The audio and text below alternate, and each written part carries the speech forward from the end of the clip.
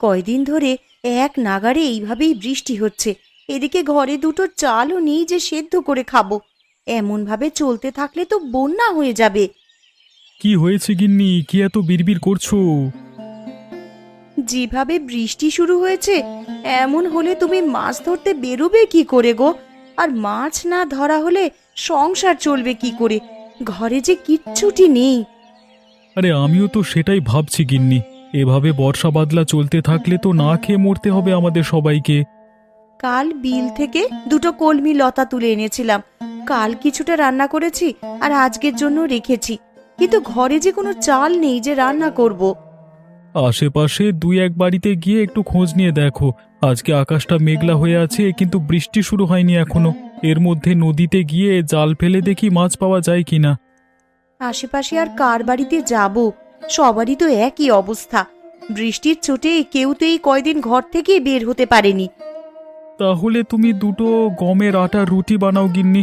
আজকের রাতটা না হয় আমরা আটার রুটি আর কলমি ডাঁটা সেদ্ধকেই থাকবো।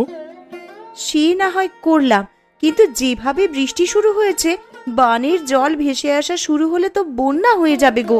তখনকার জন্যে ঘরে তো কিছু শুকনো খাবার মজুদ রাখতে হবে। সেটাও তো আমিও বুঝতে পারছি। এভাবে চলতে থাকলে তো বন্যা হয়ে গেলে না খেয়ে মরবে। আমাকে আমার জালটা এনে দাও তো দেখি। আকাশ ভালো থাকতে থাকতে মাছ ধরতে বেরিয়ে পড়ি।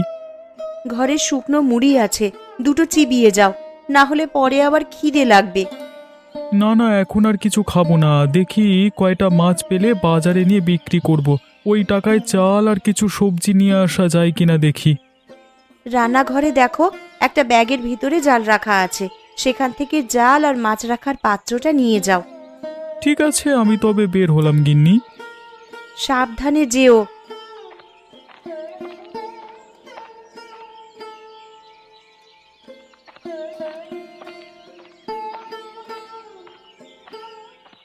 হায় হায় হায় হায়, কি হলো আমার? জমিতে যে জল জমতে শুরু করেছে। কিছুদিন হলো কেবল ধান তুলেছি, এখন জল জমলে যে আর গাছগুলো বাঁচবে না, সব জলের নিচে পচবে।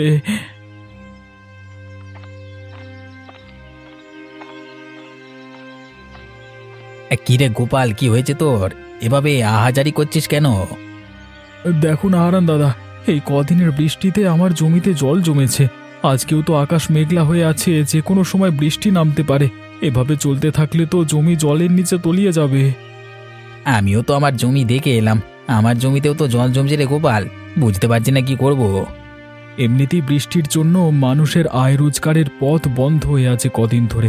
তার উপর আমাদের চাষিদের যদি এই অবস্থা হয়, তাহলে মানুষ খাবে কি আর বাঁচবে কি করে? এখন থেকেই আমাদের আগাম প্রস্তুতি নিয়ে রাখতে হবে, নাহলে পরে আমাদের বিপদে পড়তে হবে। আমরা গরিব চাষাভুষো মানুষ, আমাদের নিজেদের জমানো তো তেমন টাকা পয়সা থাকে না। যা থাকে জমির কাজে লাগিয়ে দিই ফসলের আশায়। তা তুই ঠিকই বলেছিস গোপাল, আমরা তো ফসলের আশায় কত কি বিসর্জন দিই।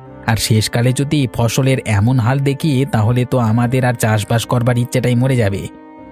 এক কাজ করলে কেমন হয় দাদা? কি কাজ? আমরা যদি সেচে জমির জল সব বাইরে ফেলে দিই, তাহলে কেমন হয় বলো তো? তুই খেপেছিস নাকি রে গোপাল? এই এত জল কি সেচে শেষ করা সম্ভব? কি করব বলো, জমির এমন হাল দেখে মাথায় যা আসছে তাই বলে ফেলেছি।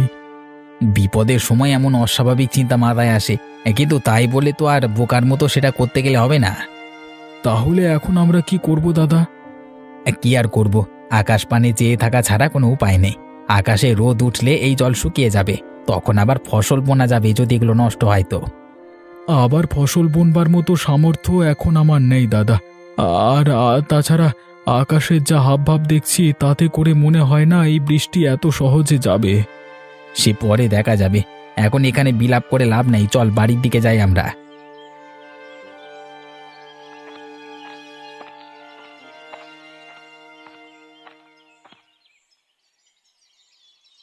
একটু সুযোগ পেলেই হলো, এই মেয়ে কাদামাটি নিয়ে খেলতে বসে যাবে। জামা কাপড় ময়লা হলে আজ তোর কপালে দুঃখ আছে ননি, এই আমি বলে দিলাম।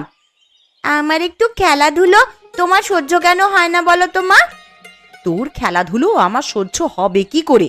খেলা করতে গেলেই তো জামা কাপড়ে কাদামাটি মাখিয়ে আসিস। এই বৃষ্টি বাদলার দিনে আমি জামা কাপড় শুকাতে দেবো কোথায়? পর পর এত দিন বৃষ্টিতে আমি দুদণ্ড বাইরে বেরোতে পারিনি, আর কতক্ষণ আমাকে ঘরবন্দি হয়ে থাকতে বলছো তুমি?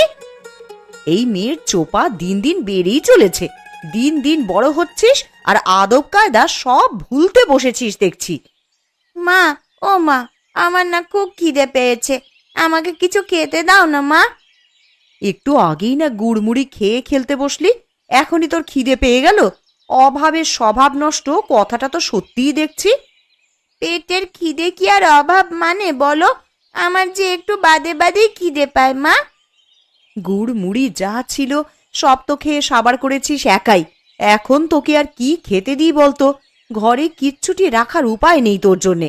খাবার দেখলেই কখন খেয়ে শেষ করবি সেই চিন্তা তোর। এখন আমার খুব খিদে পেয়েছে, আমায় কি খেতে দেবে দাও। রান্নাঘরে পান্তা ভাত রাখা আছে তোর বাবার জন্য, সেখান থেকে কিছু ভাত নিয়ে খা, আর বাকিটুকু তোর বাবার জন্য রেখে দে। পান্তা ভাত কি দিয়ে খাবো মা? তরকারি কি কিছু আছে? না, পেঁয়াজ আর লঙ্কা দিয়ে ডোলে খা। দুপুরে কচু ঘন্ট করে দেবো খন। শুধু পেঁয়াজ আর লঙ্কা দিয়ে কি ভাত খাওয়া যায় নাকি? তুমি আমাকে অন্য কিছু বানিয়ে দাও না মা। ঘরে আর কিচ্ছু নেই রে মা, এখন পান্তা ভাত খা। একটু বাদেই তো আবার দুপুরের রান্না বসাবো। রান্না হয়ে গেলে তখন আবার গরম গরম ভাত খাস। ঠিক আছে মা, তাই দাও তবে আমাকে। তুই রান্নাঘরে গিয়ে নিজে নিয়ে খা না, আমি দেখি কচুগুলো কেটে ফেলি। আর সাবধানে যাস, উঠানে আবার পা পিছলে পড়লে কিন্তু ব্যথা পাবি।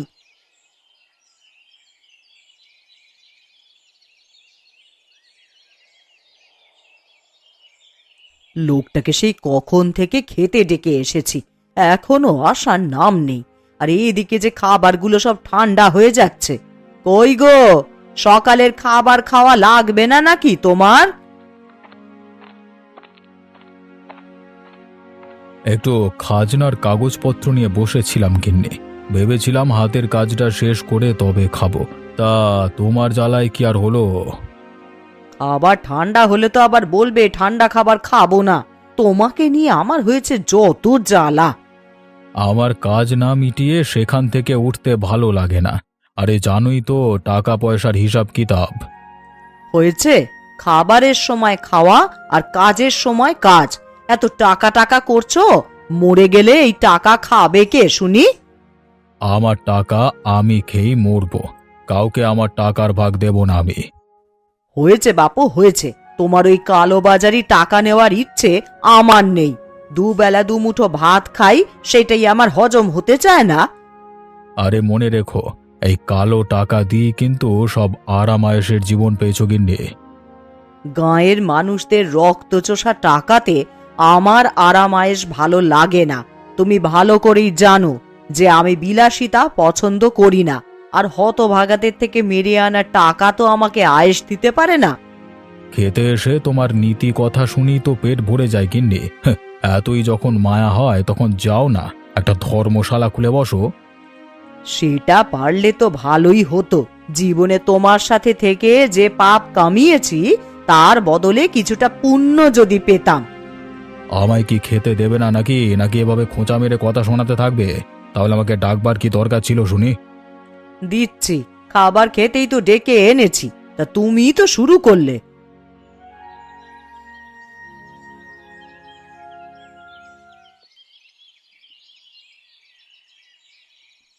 ননি, ও ননি, একবার এদিকে আয় তো মা।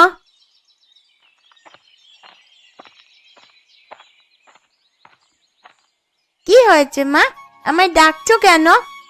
কচুর ডাঁটার ঘন্ট করব, কিন্তু এখন লবণ জলে ভিজিয়ে দেখি কচুগুলো কমে গেছে অনেকটাই। এইটুকুতে সবার তো খাওয়া হবে না রে। তা এখন আমায় কি করতে হবে সেটা বলো। তুই ঘরের পেছনে গিয়ে কটা কচুর ডাঁটা তুলে আন দেখি মা। ওরে বাবা, আমি পারবো না ঘরের পেছন থেকে কচু আনতে যেতে। ওইগুলো ধরলেই আমার হাত চুলকাবে। হাতে প্লাস্টিক বেঁধে তুলে নিয়ে আয় মা, না হলে দুপুরের তরকারি যে কম পড়ে যাবে। বিকেলে আবার গয়া পিসির বাড়িতে যাব, তখন পিসির জন্য তো একটু কচু ঘন্টের তরকারি নিয়ে যাব ভেবেছি। গয়া দিদার বাড়িতে যাবে মা? হ্যাঁ রে মা, অনেক দিন হলো পিসির দেখা নেই, তাই ভাবছি একবার গিয়ে দেখা করে আসি। বেশ, তাহলে আমিও যাব। আমি এক্ষুনি কচুর ডাঁটা তুলে আনছি মা।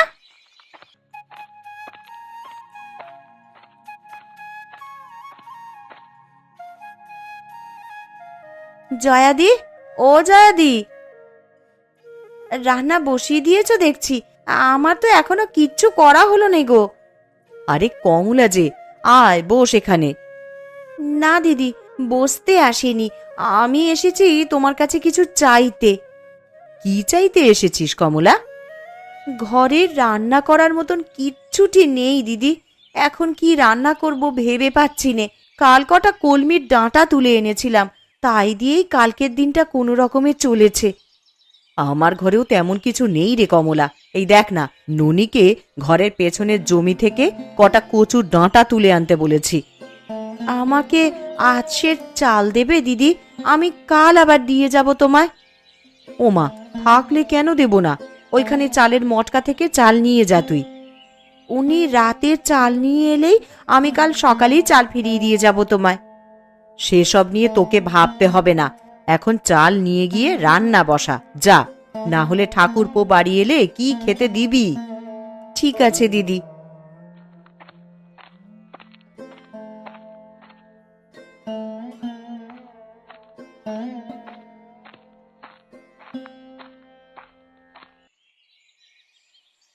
আজ 2 দিন হয়ে গেল বাড়ির বাইরে কোথাও যেতে পারছি না। এইভাবে জলবন্দি হয়ে কি থাকা যায় নাকি? ঠিক মতো 2 দিন রান্না খাওয়াও হচ্ছে না।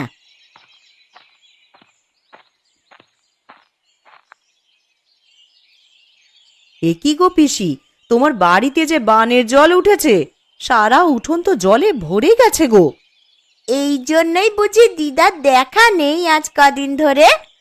ওরে তোরা আস্তে আস্তে আয় এদিকে, দেখে শুনে পা ফেলিস, আবার উঠানে পা পিছলে জলে পড়ে যাস নে তোরা। তা এইভাবে জলবন্দি হয়ে আছো, আমাদের একটা খবর দিলেও তো পারতে পিসি। খবর দেব কি করে লছুরি? দেখতে পাচ্ছিস নে জলে আমার উঠোন একেবারে ডুবে আছে। এই হাঁটু জলে নেমে আমি এখন তোদের খবর দিতে যাব? খবর না দিলে আমরা কিছুই জানতে পারবো না তো। এখন তোমার জন্যে কচু ঘন্ট নিয়ে এলাম বলেই না দেখতে পেলাম, না হলে তো আমরা জানতেও পারতাম না দিদা। তা তোরা আমায় কেমন ভালোবাসিস তা আমার জানা হয়ে গেছে। দুটো দিন পার হয়ে গেল আর তোরা এখন এসেছিস আমার সাথে দেখা করতে। কি করব পিসি, দেখলেই তো এই 2 দিন কেমন টানা বৃষ্টি হলো। আকাশের ভাব ভালো দেখছি না গো, সন্ধ্যায় খুব বৃষ্টি হবে বলে মনে হচ্ছে। আরো বৃষ্টি হলে তো এবার জল ঘরে উঠে যাবে দিদা, তখন তুমি থাকবে কোথায়? এই বুড়ির আর কে আছে যে দেখে রাখবে? বানের জলে ভেসেই না হয় চলে যাব কোথাও। ছি ছি পিসি, এসব কথা কখনো মুখেও আনবে না। আমরা সবাই আছি তোমার পাশে। আবহাওয়া বেশি ভালো দেখছি না, তুমি বরং আমাদের সাথে আমাদের বাড়িতে চলো পিসি। হ্যাঁ দিদা, আমাদের সাথে চলো। এই বিপদে তোমাকে একা রেখে যেতে পারবো না আমরা। তা বেশ, তোরা যখন এত করে বলছিস তবে তাই চল।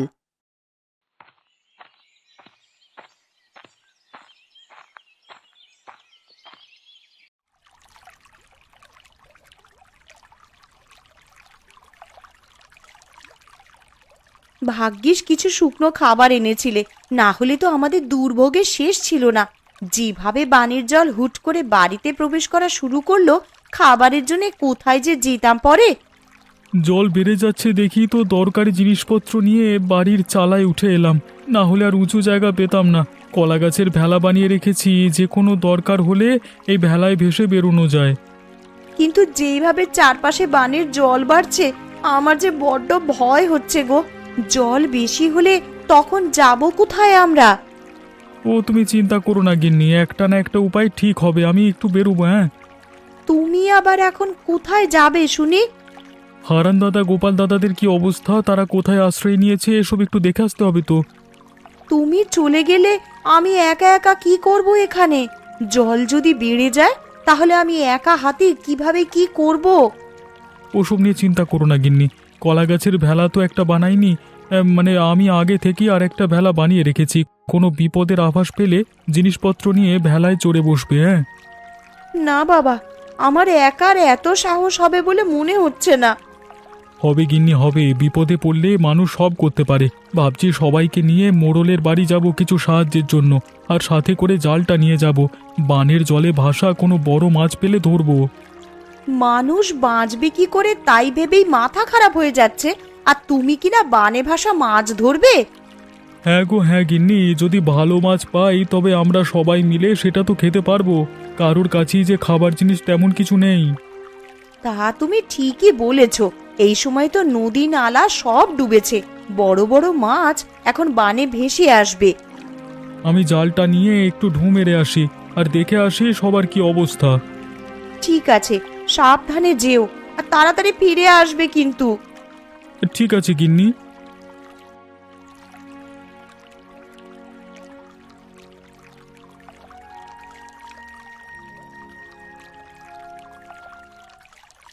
একদিনের মধ্যেই কত জল উঠে গেছে। এইভাবে বানের জল আসতে থাকলে তো সারা গ্রাম জলের নিচে চলে যাবে। আরে ওসব নিয়ে তুমি চিন্তা করো না গিন্নি, সারা গ্রাম জলের নিচে তলিয়ে গেলেও আমাদের বাড়িটা উঁচু আছে, আমরা এখানে নিরাপদে থাকতে পারবো।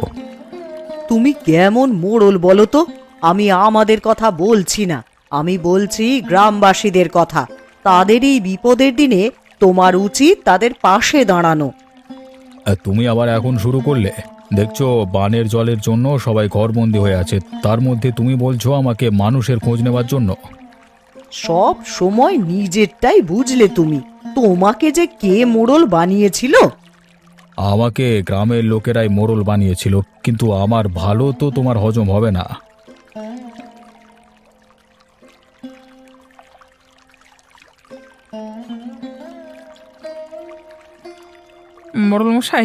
মোড়লমশাই বাড়িতে আছেন নাকি?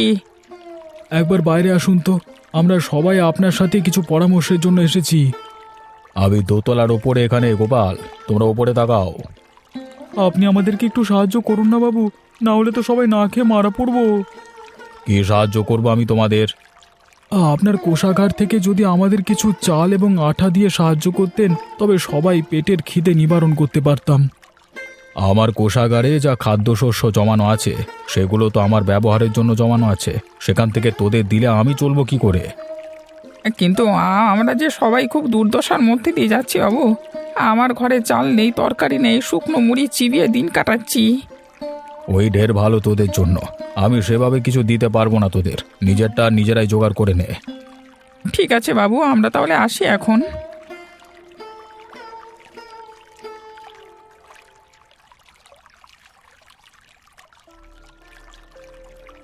ও মা, দেখো ওই দেখো, কত বড় একটা মাছ দেখা যাচ্ছে বানের জলে।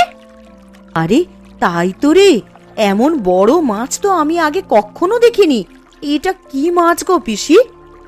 দেখে তো মনে হচ্ছে বিশাল একটা কাতলা মাছ হবে এটা। ওই তো বাবারা সবাই চলে এসেছে। বাবা জানো, এই বানের জলে বড় একটা কাতলা মাছ ভাসতে দেখা যাচ্ছে। কি গো, কোনো সাহায্য পেলে মোড়লের কাছে? না গো গিন্নি, মোড়ল আমাদের কোনো সাহায্য করতে রাজি হলো না। এখন এই বিপদের দিনে আমরা যে কি করব? ঘরে যা ছিল সব তো প্রায় ফুরাবার পথে। এগুলো পুড়িয়ে গেলে খাবো কি আমরা তখন? তোরা মাছ ধরা শুরু কর, বড় কাতলা মাছ দেখা যাচ্ছে বানের জলে। ধরতে পারলে বিক্রি করে অনেক টাকা পাওয়া যাবে। তা তুমি মন্দ বলনি পিসি। ওই যে বাবা দেখো, কত বড় একটা মাছ। এমন মাছ আমি জীবনেও কখনো দেখিনি। তুই দেখবি কি রে? আমরাও যে এমন বড় মাছ আগে কখনো দেখিনি। এই মাছ আমাদেরকে ধরতেই হবে, যে যা পারো তাই নিয়েই চলো। আমরা মাছটা ধরবার চেষ্টা করি, আর আমার কাছে জাল আছে। তবে চলো মাছটার পিছু করি।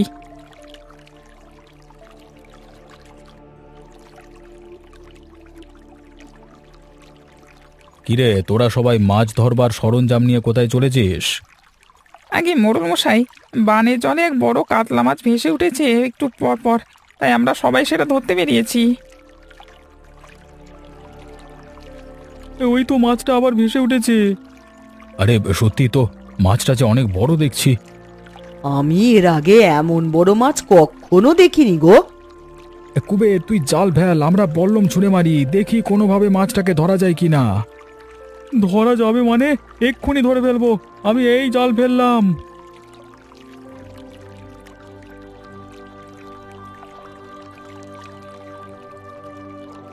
দাদা আমাকে সাহায্য করো তোমরা, একা হাতে আমি বড় মাছ তুলতে পারবো না। মাছটা জালে আটকা পড়ে লাফালাফি করছে।